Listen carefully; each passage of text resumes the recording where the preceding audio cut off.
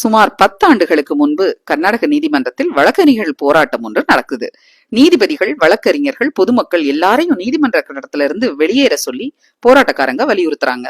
ஆனா அதை மறுத்து தம் பணியை தொடர்ந்து செஞ்சு அதனால நீதிமன்ற அறைக்குள்ள பூட்டப்பட்ட செய்தி வெளியாகி பலரோட கவனத்தை ஈர்த்தவங்க நீதிபதி பி.வி. நாகரத்னா. இவ்வளவு திடமான நபரான நீதிபதி நாகரத்னா இந்தியாவோட முதல் பெண் தலைமை நீதிபதியாகும் வாய்ப்பு இருக்கிறவங்க.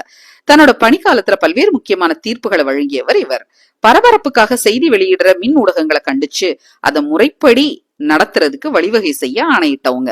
பில்கிஸ் பானு வழக்குல விடுதலையான குற்றவாளிகளை மறுபடியும் சிறைக்கு அனுப்பினவங்க. பண மதிப்பிழப்பு தொடர்பான வழக்குல மற்ற நீதிபதிகள் கருத்திலிருந்து வேறுபட்டு இது சட்டப்படியானதுதானா அப்படின்னு கேள்வி எழுப்பினவங்க.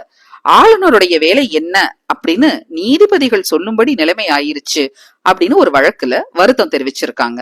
குழந்தைகள் மீதான பாலியல் வன்முறை தடுப்பு சட்டம் பிரிவு 35 படி 30 நாள்களுக்குள்ள குழந்தைகிட்ட ஆதாரம் சேகரிச்சு 1 வருஷத்துக்குள்ள விசாரணைய முடிக்கணும். அப்படி முடிக்காத வழக்கு ஒண்ணுல விதியை பின்பற்றல, அதனால எனக்கு பிணை வழங்கணும் அப்படின்னு குற்றம் சாட்டப்பட்டவர் மனு தாக்கல் செஞ்சாரு.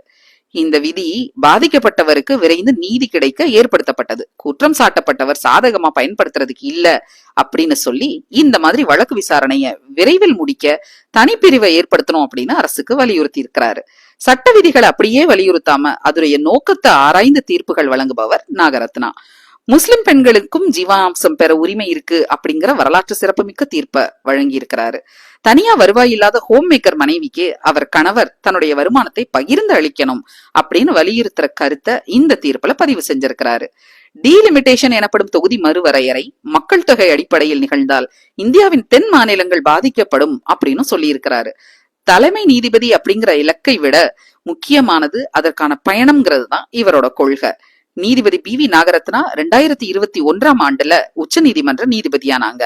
அதனால அவங்களுடைய பணிக்காலம் முடியறதுக்கு முன்பாக 2027ஆம் ஆண்டுல 1 மாத காலம் தலைமை நீதிபதியாக பணியாற்றக்கூடிய வாய்ப்பு அவங்களுக்கு இருக்கு. அப்படி ஆகக்கூடிய பட்சத்துல இந்தியாவின் முதல் பெண் தலைமை நீதிபதி அப்படிங்கிற சிறப்ப நீதிபதி நாகரத்னா கட்டாயமாக பெறுவார் என்று நம்புகிறோம். காத்திருப்போம் பெண்களே, சாதிப்போம். இப்படியான நல்ல கண்டென்ட்டுக்கு ஹெர் ஸ்டோரிஸ் ஃபேக்ட்ஸை சப்ஸ்கிரைப் பண்ணுங்க, ஃபாலோ பண்ணுங்க. தேங்க்யூ.